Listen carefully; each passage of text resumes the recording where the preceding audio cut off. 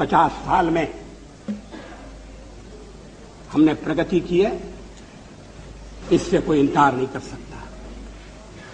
चुनाव के दौरान वोट मांगते हुए, सरकार की नीतियों पर कठोर से कठोर प्रहार करते हुए, और पुरानी सरकार की नीतियों में आलोचना करने के लिए लायक बहुत सामग्री थी। हर जगह मैंने ये कहा कि मैं उन लोगों में से नहीं हूं जो 50 वर्ष की उपलब्धियों पर पानी फेर दे। ऐसा करना देश के पुरुषार्थ पर पानी फेरना होगा। ऐसा करना देश के किसान के साथ अन्याय करना होगा, मजदूर के साथ जाति करनी होगी, आम आदमी के साथ भी वो अच्छा व्यवहार नहीं होगा। जो सवाल आज मन में उठता है और उठना चाहिए, आजादी को 50 साल होने आए, हम जयंती मनाने जा रहे हैं। आज देश की स्थिति क्या है? हम पिछड़ क्यों गए? प्रगति की दौड़ में जो देश हमारे साथ आजाद हुए थे वो हमसे आगे बढ़ गए, जो देश हमारे बाद जन्मे थे वो हमें पीछे छोड़ गए। दुनिया के गरीबतम देशों में हमारी गणना है, 20% से ज्यादा लोग गरीबी की रेखा के नीचे। राष्ट्रपति महोदय के अभिभाषण में गांव का उल्लेख है, या पीने का पानी नहीं। हम प्राथमिक शिक्षा अनिवार्य नहीं कर सकते, लड़कियों की शिक्षा की उपेक्षा हो रही है। लड़की का जन्म लेना तो इस देश में अभी तक एक अभिशाप है।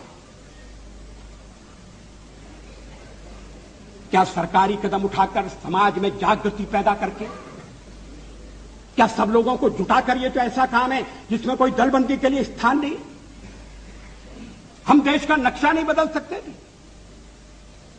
देश में साधनों की कमी नहीं है, और साधनों की अगर कमी है तो उसको ठीक ढंग से प्राप्त किया जा सकता है, साधन बढ़ाए भी जा सकते हैं। लेकिन जो साधन हैं उनका ठीक उपयोग नहीं हो रहा। जनता के ऊपर टैक्स लगाकर जो धन इकट्ठा किया जाता है उसका लाभ जनता तक नहीं पहुंचता, आम आदमी तक नहीं पहुंचता। कहां जाता है? किसकी जेब भरी जाती है? किसकी तिजोरी में वो रकम जाती है? विदेशी बैंकों में धन जाने का सिलसिला अभी तक क्यों कायम है?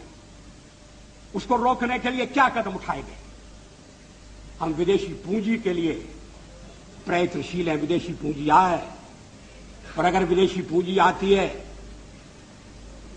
अच्छे ढंग की टेक्नोलॉजी के लिए, इंफ्रास्ट्रक्चर के लिए, आयात निर्यात को बढ़ाने के लिए, तो कोई आपत्ति नहीं करेगा। मुझे विश्वास है कि हमारे कम्युनिस्ट मित्र भी आपत्ति नहीं करेंगे।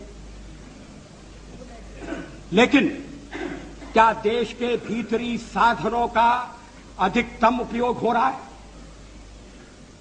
क्या यह सच नहीं है कि भ्रष्टाचार एक राष्ट्रीय रोग बन गया है? मुझे याद है स्वर्गीय राजीव गांधी ने एक भाषण में कहा था कि मैं दिल्ली से 1 रुपया भेजता हूं, मगर जहां रुपया भेजता हूं वहां पहुंचते पहुंचते 19 पैसे रह जाते। मैंने उनसे कहा कि ये चमत्कार कैसे होता है? वो हंसकर कहने लगे कि जब रुपया चलता है तो घिसता है। रुपया घिसता है, हाथ में लगता है, जेब में जाता है, छोटा हो रहा है। रुपए को पहचानना मुश्किल है। रुपया अंतर्ध्यान हो सकता है। ये देश के सिक्के की स्थिति अच्छी नहीं है। एक तो सरकारी खर्चा बढ़ गया, बढ़ता जा रहा है। उसको बिना कम किए, और कम करने के लिए आम सहमति चाहिए, सर्वदलीय सहयोग चाहिए। कोई एक दल ये काम नहीं कर सकता। हां, हमारे पुराने प्रधानमंत्री नरसिंह राव जी अगर अपने को स्थिर करने के बाद इस दिशा में थोड़ा प्रयत्न करते तो सफल होते,